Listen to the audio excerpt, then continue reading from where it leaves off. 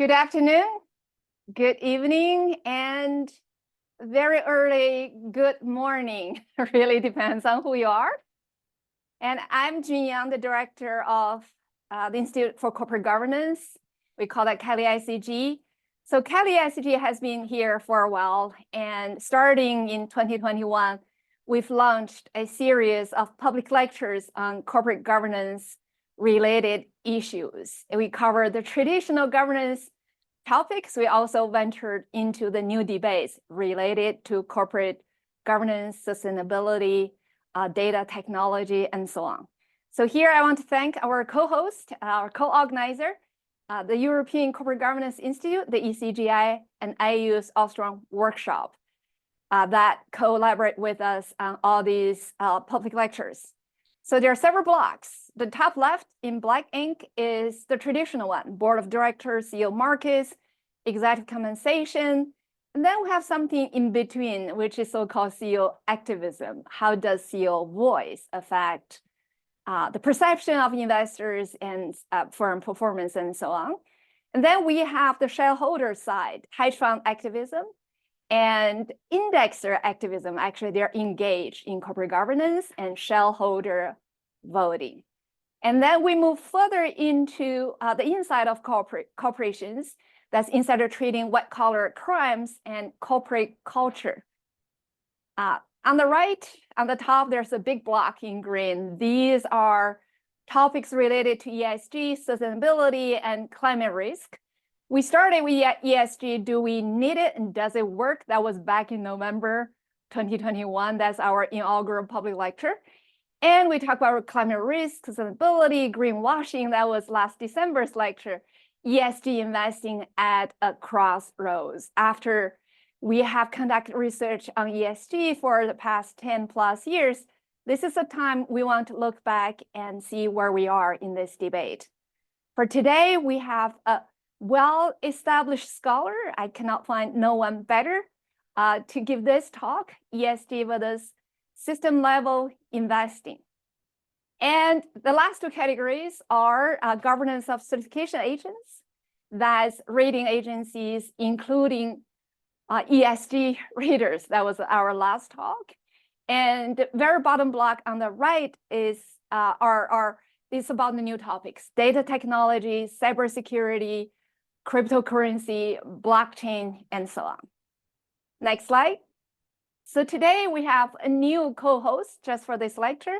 This is a new research institute at Kelley School of Business. That's Institute for Environmental and Societal Sustainability. So they do three sides of outreach, including research, education, and outreach to corporate as well as students. So please follow the institute if you're interested in environmental and societal related issues. So this is our advertisement for the next public lecture. We're skipping April.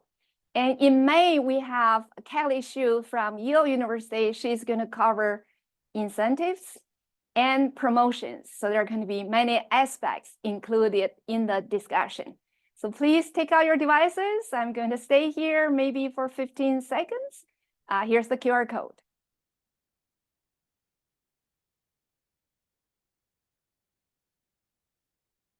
So now I'm going to introduce today's moderator. So today's moderator is Professor Matt Josefy. He's my colleague from the Department of Management and Entrepreneurship at Indiana University. Matt is CPA as well as CFA, and he does research in many various topics related to corporate governance. For example, like the firm survival, leadership team, and he is using some advanced technologies that make me feel like I need to learn more, like natural language processing and so on. Matt has published research in various top, we call it prestigious journals in management, such as Academy of Management Annals and Journal of Business and Venturing, and so on. So Matt is a rising star in the Kelley School of Business. Without further ado, I'm going to pass the podium to Matt to introduce our speaker for today, Caroline Flammer. Matt. Thank you, June. It is my pleasure to host Caroline Flammer for today's talk. She is currently the A. Barton Hepburn Professor of Economics at Columbia University, with joint appointments at the School of International and Public Affairs and the Climate School, and a secondary appointment at Columbia Business School. She received her doctoral degree from the University of St. Gallen and has served on faculty at Western University and Boston University. She is also a research associate at the National Bureau of Economic Research and a research member at the European Corporate Governance Institute, ECGI. Her research continues to be published regularly, almost every single issue in a number of our top journals, Strategic Management Journal, of course, being the one that I focus on the most, but also across finance journals and other top management journals, like Journal of Financial Economics, most recently. In addition to this scholarship in our top journals, she is widely considered an expert in sustainable investing and has received a number of prestigious awards for her research, including from the Geneva Summit for Sustainable Finance, the Global Research Alliance for Sustainable Finance and Investment, and the Greening Finance Prize. Her impact has been continuing to rise, and she's been named as among the most highly cited researchers in our fields. She describes in her own words her research as examining whether and how sustainable finance and impact investing can help finance a more sustainable world. She studies how and under what conditions firms can incorporate environmental, social, and governance considerations into their activities to enhance their competitiveness. Her impact extends beyond academia into the popular finance press, has been featured in the Wall Street Journal, the Financial Times, Time Magazine, and so on. So without any further ado, it is our great pleasure to host one of the leading voices on these topics, which are of great timely relevance. And we look forward to hearing your thoughts today, Caroline, on your latest work. Thank you so much for joining us. Thank you so much. Thanks so much for the kind invitation and introduction. And let me share my screen here. All right. All right, so today's session, I'll talk about ESG versus system-level investing and the need to move towards a systems-focused approach. Now, let me get started with the real economy perspective, okay? So I think it's always important to understand what's actually going on in the real economy and then afterwards look at the financial sector.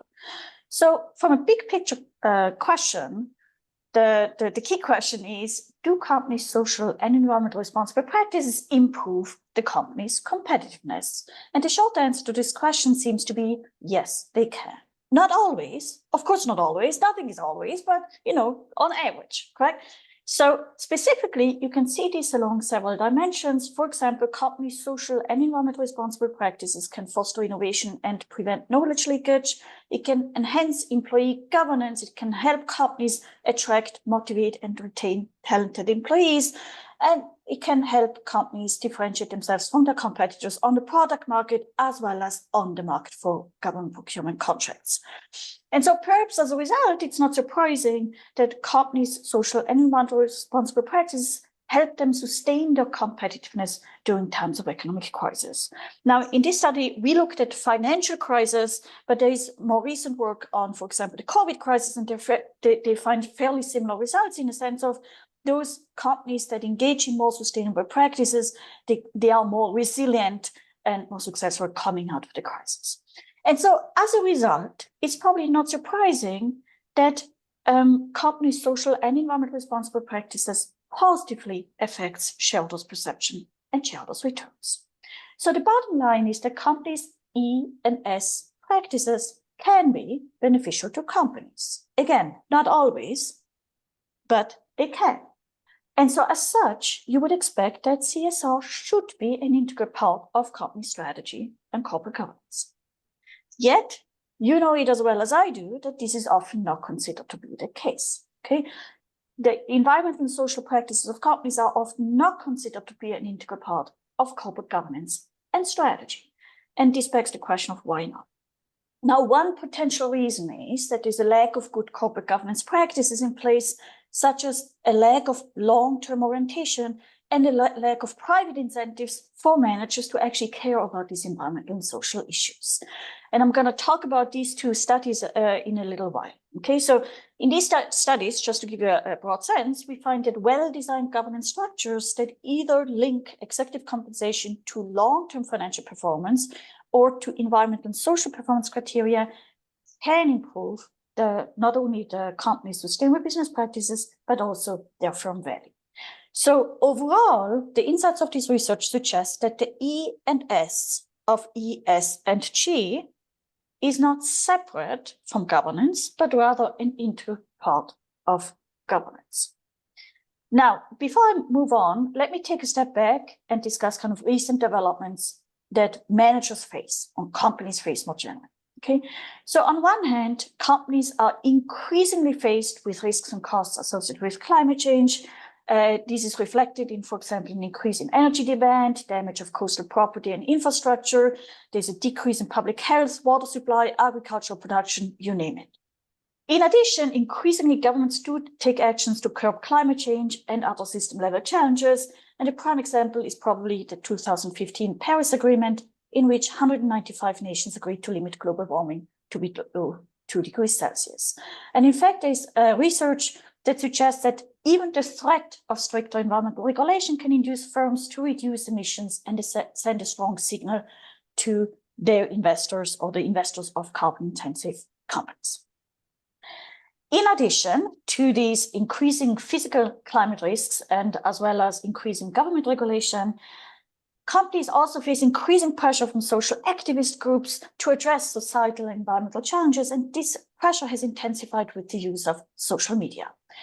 And lastly, and perhaps as a reflection of these different trends, shareholders, so the company's very own shareholders, increasingly show interest and exert pressure on their portfolio companies, demanding not only the adoption of a longer-term orientation, but also improvements in the portfolio company's environmental social responsible practices and to disclose the portfolio company's exposure to climate change risks. You can also see this increasing interest and pressure from among the shareholders in the increasing number of signatories of the UNPRI, which is the largest network of responsible investors. Now, let me delve a little bit more into these, not necessarily the studies themselves, but rather to show you that trend of increasing interest among investors about the environmental and social performance of their portfolio companies. And so here I'm going to one of my studies here.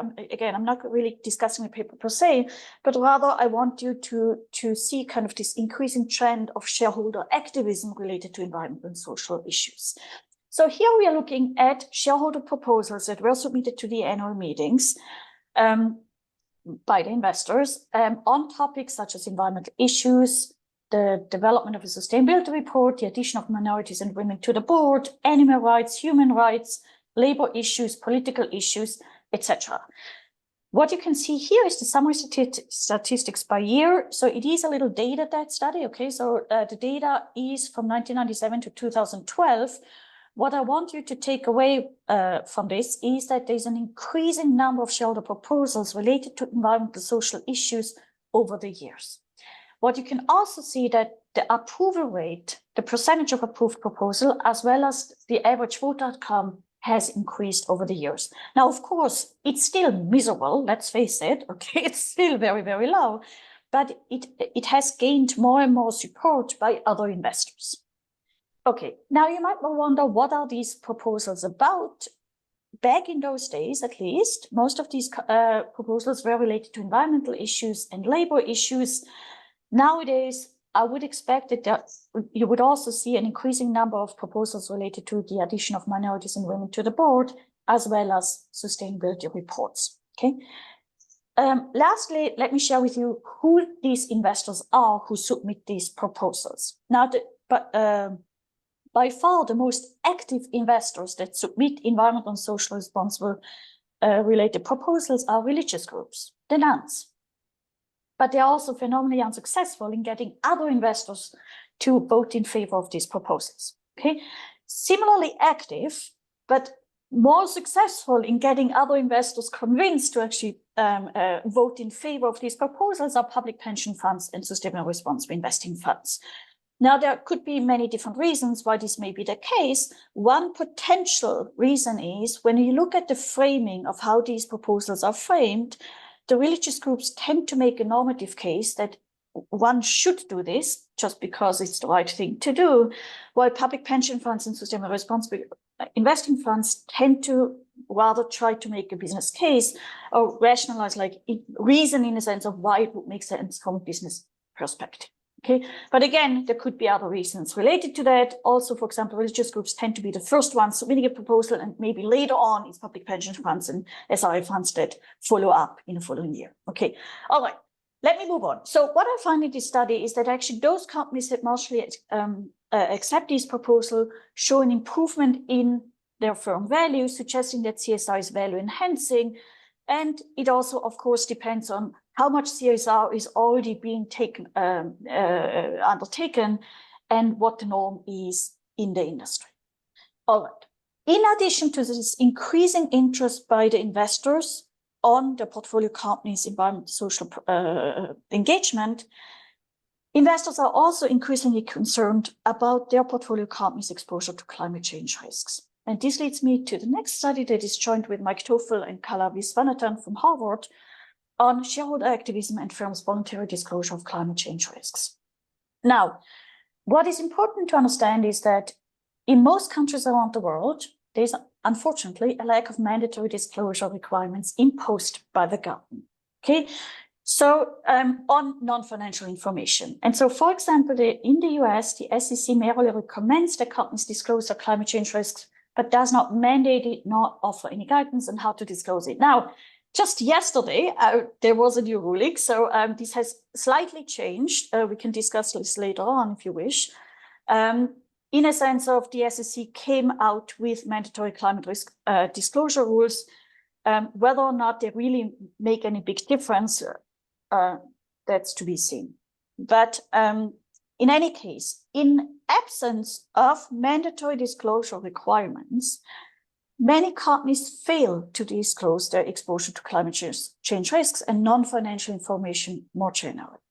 Now, why is this the case? Well, one potential reason is that because there's a temporal separation of the potential benefits and downsides related to the voluntary disclosure of such risks. Okay, so on one hand, disclosing the exposure to climate change risks may be beneficial to the disclosing company, as it may help manage and mitigate these climate risks in the long term. So just to give you a couple of examples, the increased transparency may increase the firm's accountability in the public's eye, which helps strengthen the firm's commitment to manage and mitigate these risks moving forward. Also, the increased transparency allows investors, business partners, and others to engage with the disclosing firm in a more informed fashion, and hereby also offer better advice, for example.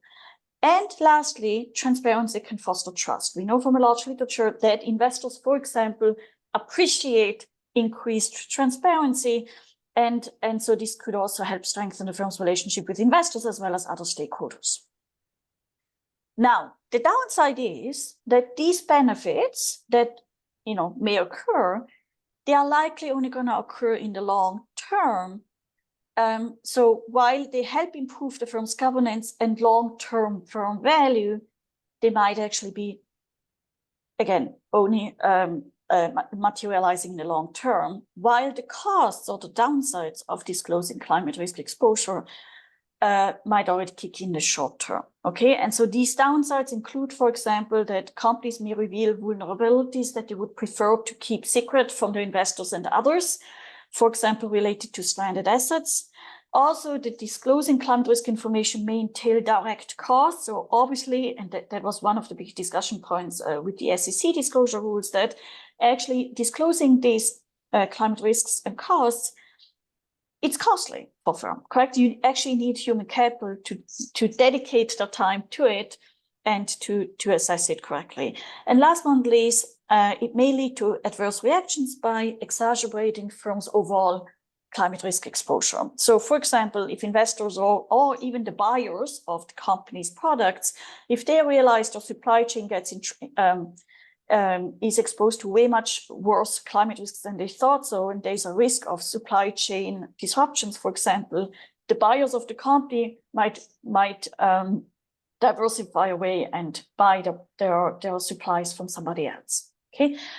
So again, as I mentioned before, unfortunately, downsides likely kick in the short term, while the upsides of disclosure only materialize in the long term. So as a result, companies may not, or managers may not disclose these climate change risks if they are not forced to do so. And this relates back to a large literature in psychology and economics, where we know that individuals in general, so not just managers, but individuals in general, are so-called hyperbolic discounters, meaning they have an excessive preference for the present. So we all do basically prefer the short-term rewards over long-term rewards, even if long-term rewards are substantially higher. This myopic behavior can be due to cognitive limitations, instant gratifications, impatience, etc. Now, for executives, this myopic behavior can be further reinforced by, for example, career concerns and analyst pressure to meet or beat analyst expectations, as well as short-term compensation. Okay, so as a result, myopic managers tend to favor short-term investments over long-term investments, even if long-term investments would basically improve firm value. Now, you might wonder, what does that have to do with climate risk disclosure? Well, as I mentioned before, the implication of this time-based agency conflict is likely that managers may put more weight on the potential short-term downsides of disclosure versus the potential long-term upsides of managing and mitigating these climate risks. And they may focus their attention on those stakeholders that have short-term financial performance implications for their firm versus stakeholders who may very much be material to the firm in the long term, but again, they might be less financial material in the short term. Okay, so all to say, in the absence of public governance, in the absence of mandatory disclosure requirements, firms often fail to disclose their exposure to climate change risks and to adapt and to mitigate these risks. And that this is the case is also supported by some recent research by Kelley, who is now an assistant professor at London Business School. She actually looked at whether companies that are exposed to more physical climate risks are more likely to adapt their firm's strategies. And the unfortunate answer is that, well, yes, they do, but only about 23% of them. Okay, and those companies that do adapt, we are not talking about mitigation here, we're talking about adaptation to climate change risks. Those companies that adapt to climate change risks tend to do so only in a kind of superficial way, a quick fix, but not fundamentally change their business strategies. So a possible implication of these insights is that we are fundamentally underprepared for the increasing risks and costs of climate change that we are facing. All right, on that positive note, let me kind of sum up, correct? So we have different trends going on. On one hand, increasing risk and costs of climate change, increasing government regulation, increasing social pressure from social activists that has intensified with the use of social media. We have increasingly investors, the company's very own shareholders, who show interest but also make pressure on the portfolio companies to improve the environment and social business practices, as well as to disclose their exposure to climate change risks. And so I think overall, it's fair to say that the advocacy in support of a longer-term orientation, as well as more environmental and social friendly practices, has become more powerful over the years, which may have led some of the board of directors to adopt new corporate governance practices, such as the linking of compensation to long-term financial performance as opposed to short-term, and the linking of compensation to specific environmental and social performance criteria. And let me very briefly talk about these studies before I move on. Okay, so in this study that is joined with Tima Bansal from Ivy, we look at whether or not the adoption of longer-term compensation leads to an improvement in firm value. And we also try to dig deeper into why would that be so. So we also look at whether or not these companies then engage in more longer-term strategies, such as innovation and stakeholder relations. So again, this is just a recap from what I mentioned before. In general, in most countries around the world, there's a lack of mandatory disclosure requirements of non-financial information. And again, from large literature in economics and psychology, we know that individuals in general are myopic. And this myopia is further reinforced and worsened basically for managers. Okay, so as a result, companies are likely to face a time-based agency conflict where managers may have an excessive preference for the short term and may not act in the best long-term interest of shareholders. And so, as I mentioned before, what board of directors could be doing to mitigate this agency conflict is to provide longer-term compensation to these managers. And we find that indeed providing longer-term compensation helps not only improve the sustainable business practice of these companies, but also improve firm value in the long term. Another practice that board of directors could implement is to tie executive compensation to specific environmental and social performance criteria. This practice is also often called ESG-linked compensation, or to be more precise, ES-linked compensation. Okay, so for example, companies may link compensation to specific CO2 emission targets, employee satisfaction targets, etc., etc. Now, just to take a step back again, so how does that really work? I mean, of course, it's kind of tricky to tie compensation to environmental social practices. The question is also, which practices do you tie it to? How do you measure them, etc.? So this is much more complicated than tying compensation to long-term financial performance. But just to get a sense of what might be going on in the kind of psychology of the managers, again, take these myopic managers. Okay, so on one hand, we know that managers tend to be overly concerned about short-term performance, which is even worsened by short-term compensation, short-term reward systems, analyst expectation to meet quarterly earnings, career concerns. If you are operating in a country where you can basically be fired at any moment if you don't meet the financial performance targets, then you might worry more and more about short-term performance criteria. In addition, aside from that, managers face many, many different pressures from different stakeholders. Okay, we very often assume that stakeholders, they're all aligned. This is not really the case. So you might face, as a manager, you might face customers with short-term claims about pricing. They want to have low costs.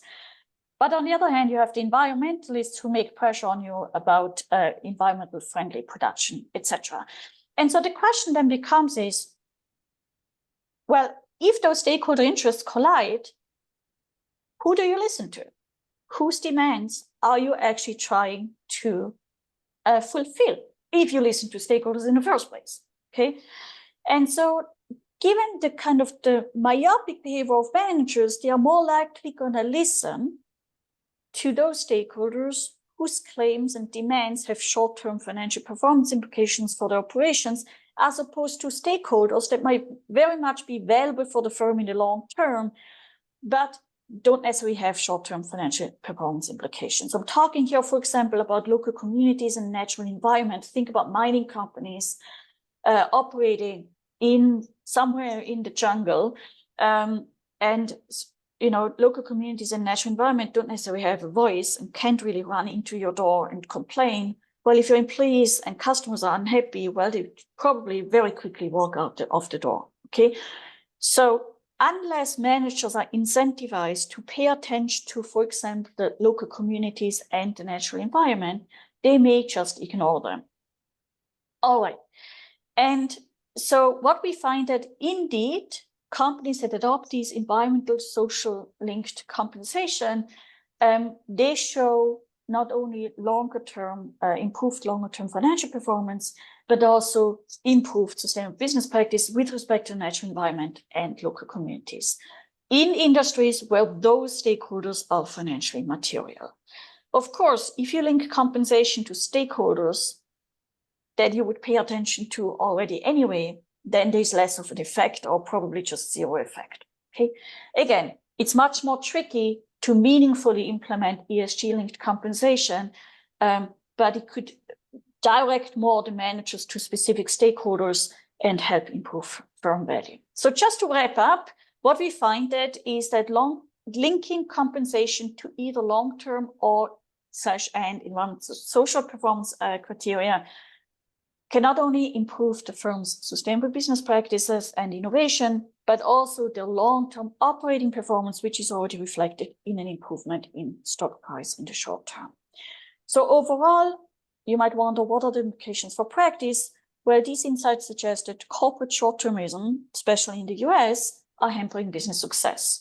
So absent proper private incentives, executives tend to underinvest in long-term projects, which not only hurts the companies and the investors, but also the environment and society. So overall, this also suggests that the E and S of ESG, I know this is an acronym nowadays we are almost not allowed to use anymore, but it suggests that the E and S of ESG are not separate, but an integral part of G. All right. Now, with all this in mind, let me switch over to the financial sector. Okay. What do we know from the broader academic research about the relationship between ESG, or the corporate sustainable environmental performance, financial performance, and risk? Overall, the academic research suggests that there's a positive relationship, a positive correlation. I'm not talking about causality here, a positive correlation between ESG and financial performance, and a negative correlation between ESG and risk. This suggests that actually for investors, pursuing an ESG investing strategy to improve the portfolio company's environmental social performance criteria can, on average, be beneficial for investors. Again, not always, but on average. Now, you might wonder, so how can investors actually influence their portfolio companies? Okay. Well, there are different ways. On one hand, investors can invest in equity. And there are different, as you know, you can either invest more passively using ESG screening, so negative screening or thematic screening, or just use ESG integration, considering ESG-related factors in your portfolio construction. In none of these two, you engage directly with the portfolio company. You just use this information in order to construct your portfolio. In addition, investors can also more actively engage with their portfolio companies, be it through shareholder engagement, so behind closed door conversations with top management. This strategy is available for especially large investors, such as public pension funds. And then, in addition, shareholders can engage in shareholder activism, submitting proxy statements to the annual meeting. These are the ones that I showed you before. Okay, now, when you think about how ESG investing is typically being practiced, and most of our research actually focuses us on these, is passive. Okay, so by far, this is basically the most common way investors engage in ESG investing in equity. Yet, if you think about what is most likely more effective in triggering actual change in the real economy, this is not passive investing, but rather actively engaging with your portfolio companies. Okay, so this suggests that on one hand, as researchers, we are focused on the wrong area here, but it also suggests that, or maybe we just focus on what is being most practiced. But what is important, at least in my view, is that we really try to understand, is there actually a change going on in the real economy? Because if you think about it, if you divest, I mean, there's a lot of pressure on investors to divest from fossil fuel industries, for example. But what happens if you divest? Well, if you divest, you clean up your own portfolio. It looks clean, it's green, but you lose the seat at the table. You can no longer influence your portfolio company, and therefore it doesn't mean that that portfolio company you just divested from is going to improve its sustainable business practices. Of course, you can make a very strong assumption that each single investor is going to behave exactly the same way, and it drives up the cost of capital, but this is a rather strong assumption. Okay, so besides equity, investing in equity, investors can also invest in debt. And ever since 2013, with the first issuance of a corporate green bond, this market has really exploded. So there has been a downright green bond boom. And so green bonds, just for those of you who may be less familiar with them, are bonds whose proceeds are committed to finance ESG-related projects. Now, in one of my studies, I actually looked at whether corporate green bonds really deliver on their promise, or are they just a tool for greenwashing.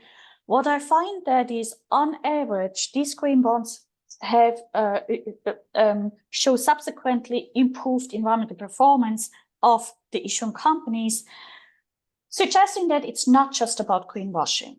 Yet, when you look at where this is coming from, it's only certified green bonds that show, those companies that issue certified green bonds that show an improved environmental performance following the issuance of these green bonds. Other issuers, they don't show any such improvement. So suggesting that greenwashing is indeed a concern, it's a big concern, in absence of public governance. And similar as with the disclosure rules, basically here with ESG, with green bonds, fixed income instruments, it's again the wild, wild west a little bit, because in most countries around the world, I think except for China and India, if I'm not mistaken, there is no public governance. So in a sense of, from a legal perspective, a green bond is fairly similar to a vanilla bond. So in other words, a company could just issue a green bond and then decide to invest those proceeds into some other project. And so there's enormous concerns about greenwashing. Okay, so again, these results also suggest that given that the results are stronger for certified green bonds, actually certification by independent third parties, private governance, so to speak, plays an important role in improving the governance of this market.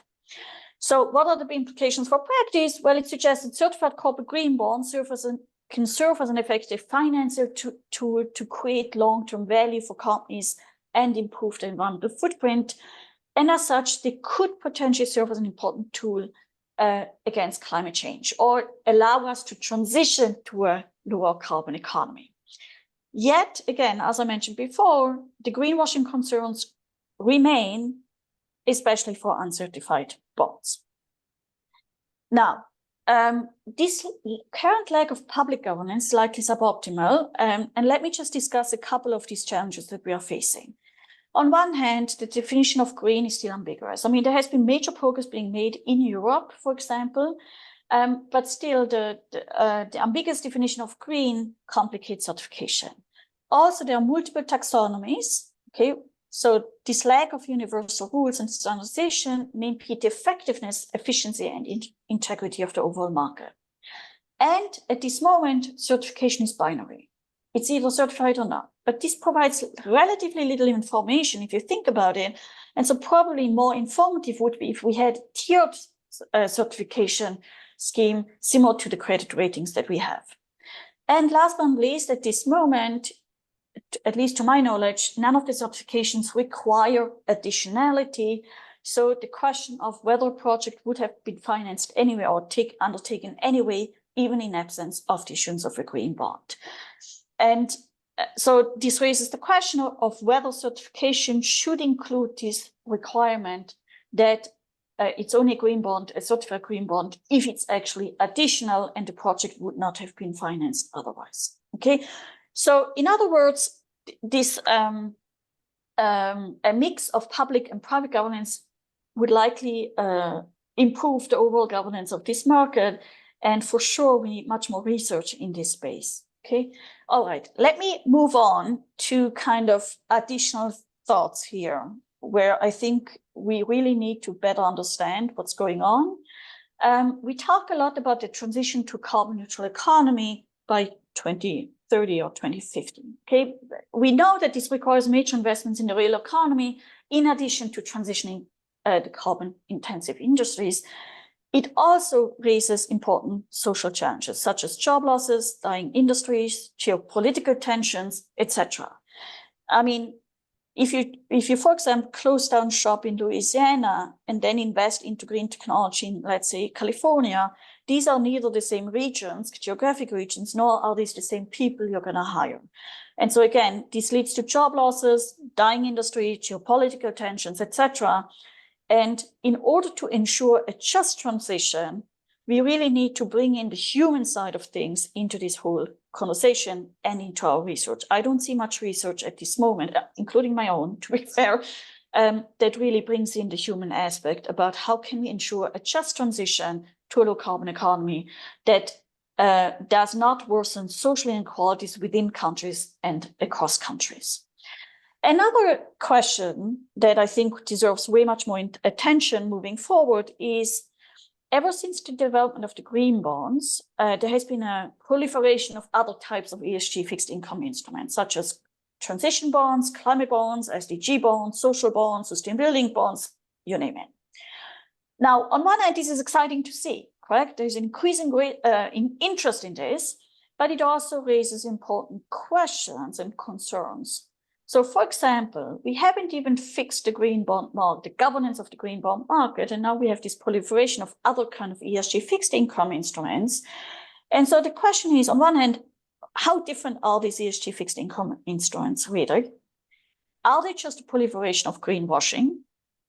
And what is the implications? What are the implications of these ESG fixed income instruments? Do they actually really lead to the mitigation of the grand societal challenges we are facing?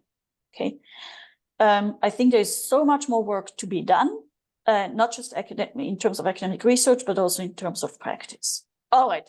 In the last couple of minutes, let me talk about ESG versus system level investing. Okay, so basically share with you where I think practice and research should be going. Let's take a step back. We're in the midst of multiple crises: climate change, biodiversity loss, social inequality, poverty, etc. Pick your favorite crisis. The typical response by not just academics, but also society in general, is that it's the government's role to regulate and to fix these crises. Yet, whoever has a window and looks out of the window realizes that whatever the governments are doing, it's not sufficient. And this puts the spotlight on the private sector, both the real economy and the financial sector.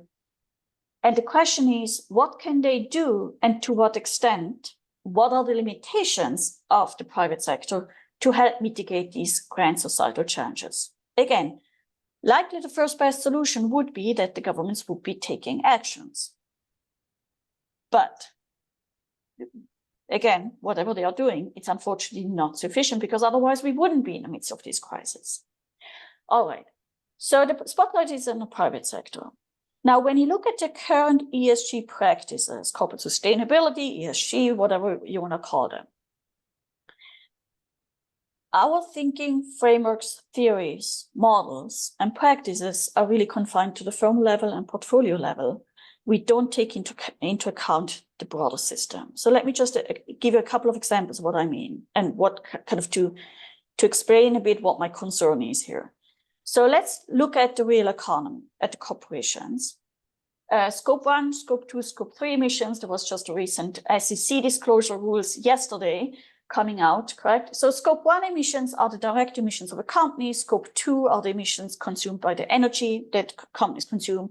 And then Scope 3 emissions are the emissions of the consumers and the suppliers. Now, again, in most countries around the world, there's no mandatory disclosure requirement. The current way we assess the environmental performance of companies tends to be Scope 1, not Scope 2 and not Scope 3, just the direct emissions of a company. If we were to mandate, and this suggests that the SEC is going that way,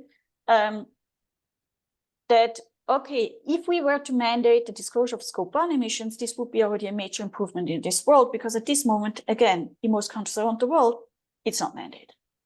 But if we don't include Scope 2 and 3, especially 3, what's likely going to happen, this is what we already observe happening, is that companies start divesting their most emission-intensive operations, or they outsource them to some supplier. So Scope 1 becomes Scope 3. So on file, the way we currently assess the environmental footprint of companies, it looks like they clean up their act. But nothing really changes with respect to climate change, because all they do is shift their emissions to somewhere else. Okay, it becomes an accounting game.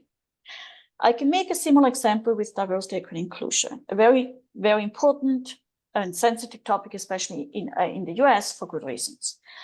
The current way we ask the questions about diversity, equity, and inclusion is, for example, how many women and minorities do you have on the board, and how many of them do you have in top management? These are For sure, very important questions, but unlikely sufficient. Because what it might just lead to is a reshuffling of talent from one top company to the other top company, or from one top university to the other top university. But it does not mean greater accessibility and greater social mobility. Okay, it might just be a reshuffling of one single person. Let me flip over to the investors, to the financial sector. As I mentioned before, there's, for example, a lot of pressure on investors to divest from fossil fuel industries. Now, if you really care about addressing climate change, divestment alone may not be the most effective way, because all you do, as I mentioned before, is you divest. So that means you clean up your portfolio. This is what I mean by portfolio level thinking. But you may not necessarily change the underlying sustainable business practices of the company you just divested from. Okay, so probably a more effective way would be to stay engaged, to stay invested, and actively engage with the portfolio companies to drive real change. Now, whether or not you basically, as a last resort, you divest in case the company doesn't improve its act, and this is a different question. Two more examples before I get to the point. There's some research out there saying, don't worry about climate change, you can just hedge away the risk. Can you really hedge away climate risks? What you can do is you can hedge the portfolio risk against climate news. But that does not take into account the long-term implications of your investments on climate change, on increasing risk cost of climate change, or biodiversity loss, social inequality, etc. Nor does it take into account the increasing risks and costs of climate change and these societal challenges on your portfolio's long-term financial performance.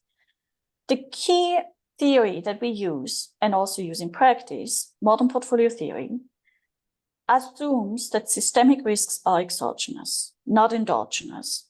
So we just assume away this interrelationship between our investments and these system level challenges, and the fact that these challenges are becoming worse and worse over time. Okay. Oh, I have actually two more examples. Apologies for that one. Now, the typical way we ask the question is, given a set of rules and regulations by the government, exogenously imposed by the government, what's the best action for the company and the investors? We hardly ever ask the question, both in research and in practice, how can investors and companies be a change agent and positively engage with government and help trigger systemic change, correct? So just going back to, for example, the way we measure environmental performance, we currently, when we assess the environmental performance of companies, we just look at scope 1, the direct emissions. But we hardly ever consider whether or not the company lobbies against or for climate policies, engages in campaign contributions, engages in coalition building with interested partners, correct? So we just look at one side of the coin, like one type of action of a company, but we don't consider the holistic approach of a company when we assess the environmental performance. So you might have the case that the company has a relatively good environmental footprint, scope 1, but then its lobbying department, which is a different department in a company, and they don't necessarily speak to each other, the sustainability officers and lobbying folks, they lobby against climate policy. Or similarly, with the social example, a company might have relatively good diversity, equity, inclusion practice in place for its own employees. So it would score relatively high on the S of ESG. But we ignore whether or not the company lobbies for or against LGBTQ rights at the state level, or abortion rights at the state level, etc. Okay, so we really don't look at the holistic view of what a company does, and similarly what investors do. And last but not least, let me talk about blended finance. So as I mentioned before, we are in the midst of multiple challenges, correct? Climate change, biodiversity loss, social inequality, poverty, etc. Typically, historically, the way we have been financing the transition to a low carbon economy, the financing of the protection of biodiversity, etc., is through development funding, be it public funding, development finance institutions such as the IFC, Asian Development, etc., and philanthropic funding such as the WWF, Nature Conservancy, etc. But we face an enormous financing gap. And so the key question is, to finance the mitigation of these grand societal challenges, how can we attract more private capital to crowd in so that we can finance innovative solutions in clean tech, renewable energy, nature-based solutions, social innovation, etc., especially in the global south? So how can we crowd in more private capital to close the financing gap and effectively address these system-level challenges? There is very little research on public-private partnerships, especially with respect to finance. In strategy management, we have way much more, okay? So critical factors to mitigate system-level challenges and achieve a more sustainable world. On one hand, just to summarize what I said before, we need to develop better metrics that really allow us to track progress towards the mitigation of these grand societal challenges. We need to move away from just pure portfolio level thinking and firm level thinking and adopt a systems focused approach. And, for example, consider whether or not investors not just engage with their own portfolio companies, but also whether or not they engage in coalition building, whether they engage with the policymakers to change the rules of the game. And we need to create public-private partnerships and gain a way much better understanding of what's going on, how to creatively partner up so that we get the funding together to close the financing gap that we are facing. So to conclude, let me just conclude with some remarks about public funds. So if you think about it, public funds, public pension funds, sovereign wealth funds, they are the ones that are most exposed to these systemic risks, be it climate change, biodiversity loss, social inequality, etc. They can't diversify away anymore. They already diversified. At the same time, they are among the biggest investors who own a large part of the global assets.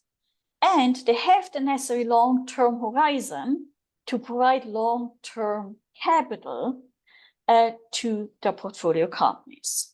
So one could say that public funds have the power and the necessary long-term horizon to trigger effective change in their portfolio companies' ESG practices. And their effectiveness is likely intensified or amplified since many other investors actually follow their lead.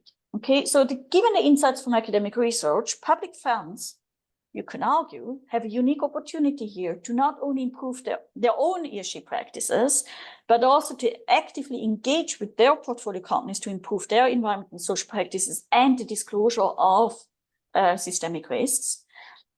They can also invest in certified ESG fixed income instruments to finance a more sustainable world and to actively engage with public policy, be it on risk disclosure, on ESG practices, etc., to effect systemic change. Doing so would likely not only help improve the environmental and social performance of these companies, but also make our broader system, environmental, social, and economic system more resilient and decrease systemic risks. And I'm going to stop here. Thank you so much.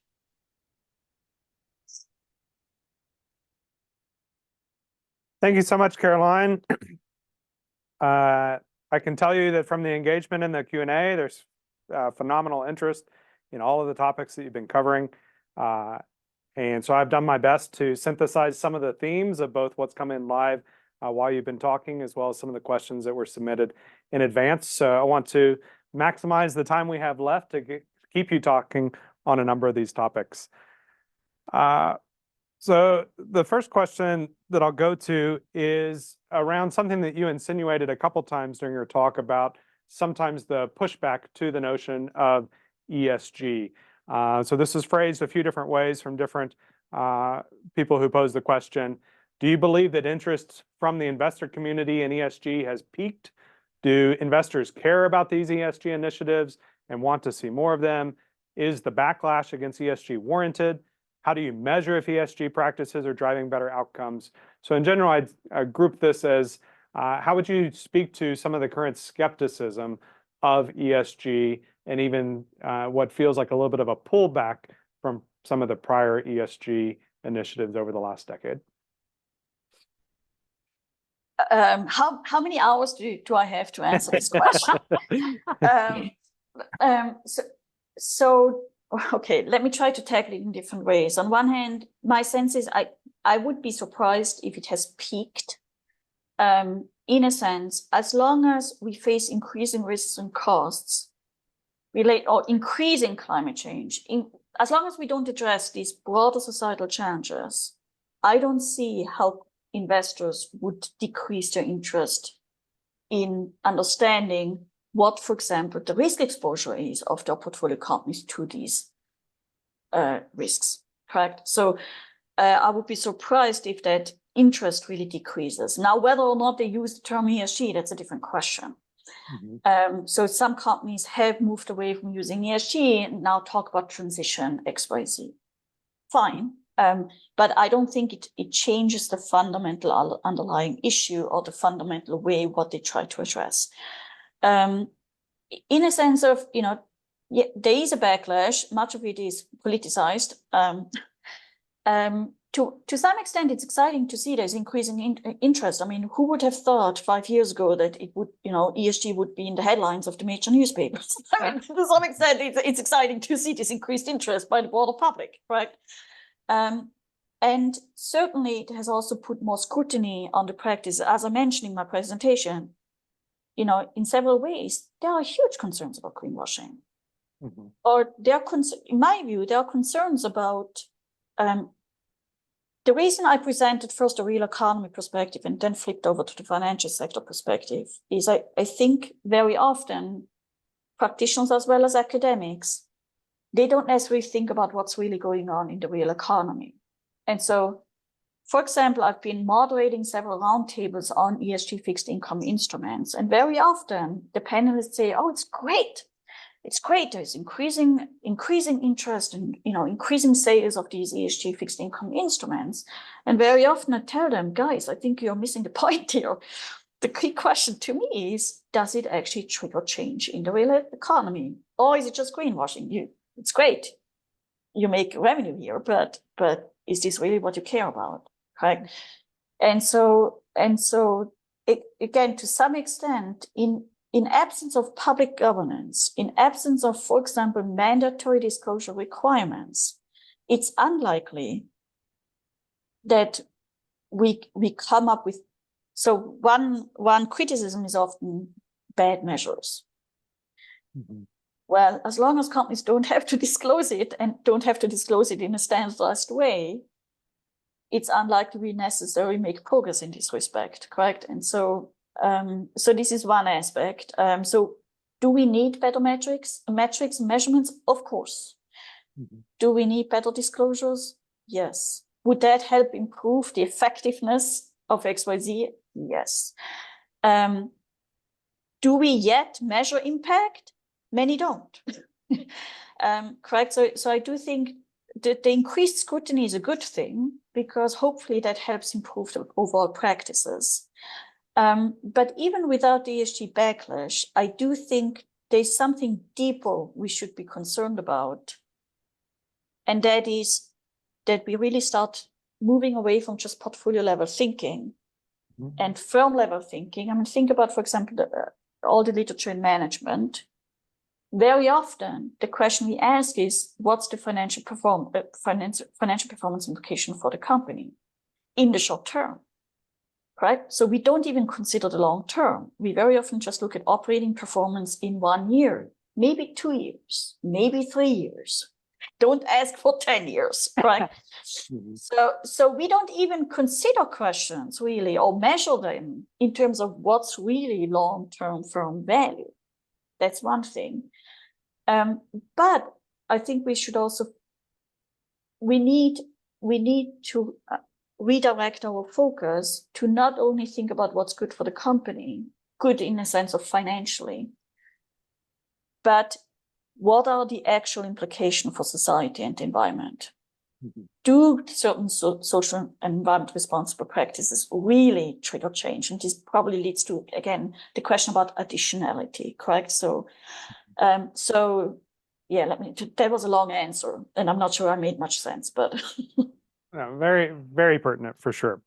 I want to dig deeper on where you were just then with some of the disclosures.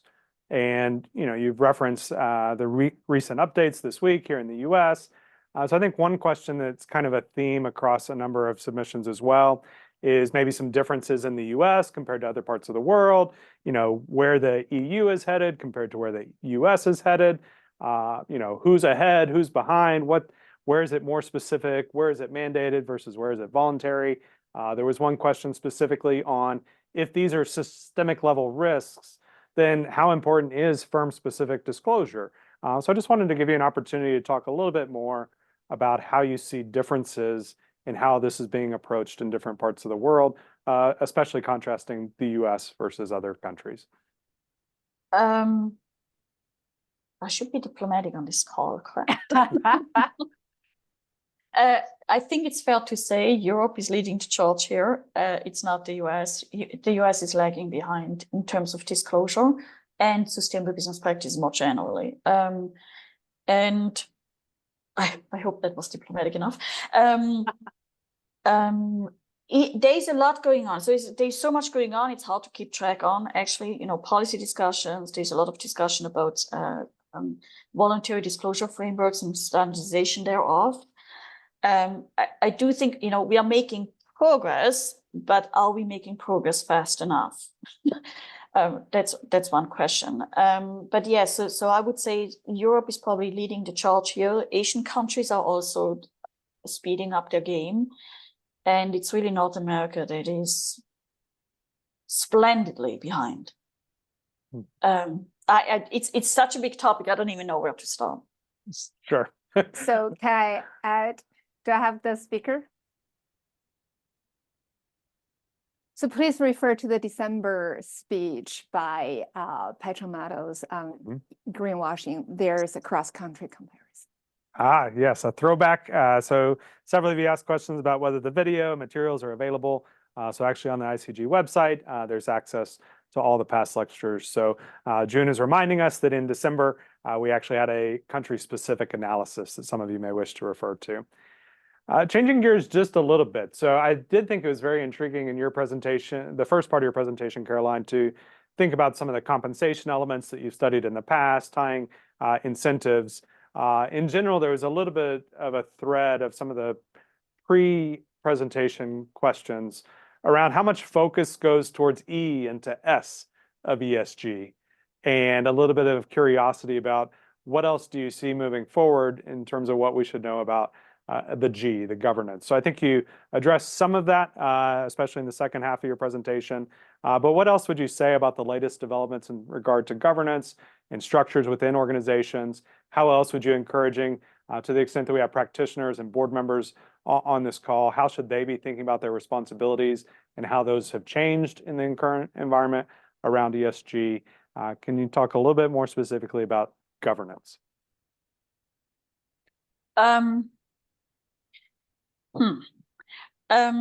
So where do I start? Maybe one, so if you think about governance and what has been done with respect to E and S, okay, now I'm flipping back to E and S, something that probably there is potential for improvement is, so let's take the example of diversity, equity, inclusion, how to improve the governance with respect to that, correct? A lot of attention has been on quotas. But is quotas really the relevant metric? Is it really sufficient? In a sense of quotas might give you a seat at the table, or diversity gives a seat at a table, but does it give you a voice? And I think the relevant question is, how can you provide a voice to underrepresented groups, to underserved communities, to XYZ, and hereby help improve the governance of the company? And I guess what I'm pointing towards is a move from thinking about certain thresholds and more moving towards processes. Again, think about the bigger picture about we face broader societal environmental challenges. And as long as we don't address them, they might not be financial material in the short term at this moment, but if we don't address them, over time, they become systemic risks and likely influence become financial material in the long term. So kind of this dynamic materiality.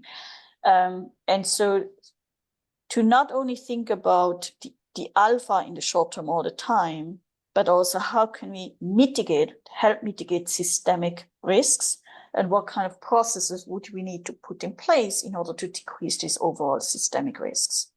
Mm-hmm. So really moving beyond just the firm level and thinking broader about if we don't take actions, and as long as governments don't take sufficient actions down the road, how would this influence our companies' financial performance and risk exposure? Mm-hmm. Might be still too vague. I'm not sure you're satisfied with my answer here. Zach, could you give me my voice? It's there. All right. This is related to the early discussions, actually, the inaugural speech by Alex Edmond. And Alex had a long debate, a serious debate with Professor Lucian Bebchuk at Harvard Law School. So that's the shareholders with the stakeholders goals. Because usually in the corporate governance area, we talk about stakeholder. We usually talk about shareholders' interest, shareholders' value. But if you really want to maximize, as Caroline pointed out multiple times, long-term value of shareholders, then you probably have to incorporate the broader scope of the stakeholders, including your communities, including your employees, including the environment, climate risk, biodiversity. So this is all interrelated, even though the traditional governance topics are more shareholder-centered rather than stakeholder-centered. So maybe we should revisit this topic sometime in the future lectures to how to wrap up the entire discussion back to the area we're very familiar with, which is corporate governance centered on shareholders' interest, short-term versus long-term, and to what extent that's related to the current discussion on environmental and social related issues. Matt?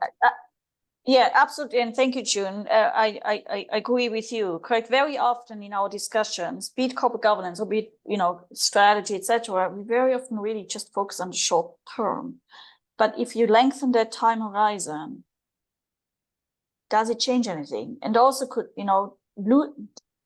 being aware of all the assumptions we are making that, the government is going to play its role and implement relevant policies. Well, what if it doesn't? As long as we don't address climate change, as long as we don't address biodiversity loss, and many folks, for example, don't realize that in order to mitigate climate change, there's no way around it. We need to deal with the biodiversity crisis, as biodiversity in nature provides a natural carbon sink, correct? If we don't address this likely leads to, issues of food security, forced migration, political tensions, geopolitical issues, etc., etc. So how do these issues, so again, if we don't take actions, we as a collective, this includes governments, companies, investors, etc., those grants as alternatives are not going away. And this likely has financial implications and risk implications for the company. So I think it's both ways. One is taking a longer term view, but also taking a broader view, and making sure we are aware of the strong assumptions we've been making in the past. Thank you. I'm just rephrasing what you just said, June. Thank you, Caroline. As we get near the end of this, Caroline, may I step back and just ask you an introspective question about your own work? Obviously, some of these are themes you've been studying for over a decade now. Could you just comment on how your own research interests have changed over time, and maybe give us a little bit of a preview about the aspects of this systemic level view that you think you're most likely to be delving into next?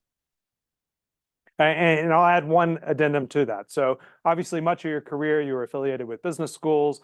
Now you also are affiliated with the School of International and Public Affairs. Does that reveal something about the shift in your interest and your thoughts on how to address some of these large concerns? Oof.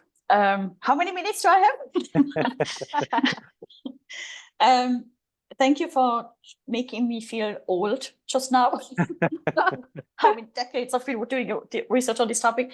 No, more seriously, it was also, I mean, most of my research, my own research, is also focused on firm level, correct? So this has also been a kind of an insight I gained over time. Much of my research is also whether or not a company benefits from engaging in environmental social practices. And only later I realized, wait a minute, if those practices are on average beneficial to a company, why don't companies do it? And so pretty much basically the way I present it is kind of also the path of my own thinking, like it has evolved, correct? And then realizing maybe we need to address, ask new questions in corporate governance, like how can we align the incentives of managers with the company's best interest, but then also moving beyond the company, how do we actually address these bigger societal challenges, and what are the limitations? Again, this is not all win-win by no means, but I think then that leads then also to partnerships. So if it doesn't make sense for example, private investors to finance certain things, could there be a way by partnering, by blending capital together with development finance institutions and philanthropies, etc.? So this development funding that subsidizes and de-risks private capital investments, could this be a way how we then can close this financing gap? So that immediately leads to public-private partnerships, correct? And might also lead me more into kind of these School of International Public Affairs kind of areas. But I think there's really a huge opportunity and need to move beyond just the walls of a business school. Both, research-wise, but also the research questions we are asking, but also really thinking about how can for-profit companies and private capital investors partner with others. It's not either or. I think in corporate governance, also this whole stakeholder versus shareholder debate, very often the question is kind of whose responsibility is it, as opposed to it's everyone's responsibility, and what can each one of us do to actually address the challenges we are facing in the real world. Does that make sense? Yes, it does. Thank you. I do want to acknowledge that there are dozens of questions that have come in. Some of them were specific to where you were in your presentation on particular studies. Just to give a sampling of the themes, there's a lot of follow-up questions about the drivers of voting on specific shareholder proposals and the role of activists in some of those campaigns. There's more questions about the SEC disclosure of those firm versus industry-specific risks. There's questions about the specific sectors that you were referencing, asking whether a lot of your findings are driven by tech companies, which often rate very highly on a number of these dimensions, and the engagement of the mining sector, for instance. There's a number of follow-up questions about the incentives and relationships with long-term performance, questions about the responsibilities of companies and countries for historic emissions, the legal frameworks we could expect going forward, the role of politicization that you mentioned a couple times yourself. So I just wanted to go ahead and acknowledge there's well over 100 participants on the call. They've submitted dozens of questions. They're obviously very engaged with the work you presented. And while we don't have time to get to each of those specific questions, I did want to be able to highlight the themes of what people are asking and engaging with. So with that, I want to hand it back to June to close us up. Caroline, thank you so much for providing this systemic level view, and I hope that it's useful and inspiring subsequent research by quite a number of the people on the call today. Thank you so much. Well, thank you so much. Thank you, Matt. Thank you, Caroline. That's Caroline's concluding remark reminds me of the PRI in-person conferences. There are more than 1,300 ISI owners, ISI investors, and leading academics talking about climate change, biodiversity risks. So this is not only finance management or business scholars, but also scientists really studying climate risk and biodiversity. So I think that's the collaboration we need to keep seeking, and Caroline is leading us in that direction. And in the process, modifying our slides, we omitted two important awards that Caroline won in recent years. Moscovich Award, both for her research on socially responsible investing. So once in 2013, another in 2017. So all the questions that Caroline wasn't able to address will be written up, posted on our blog. So that's the Kelley ECG blog. I will be ready in about a week. And on the slide, last time, this is the next public lecture by Kelley Xu from Yale University, Incentives and Promotions. With that, thank you so much to your attendance. Thank you for staying up late if you're in the Asian area. And I hope to see you next time. Thank you and bye.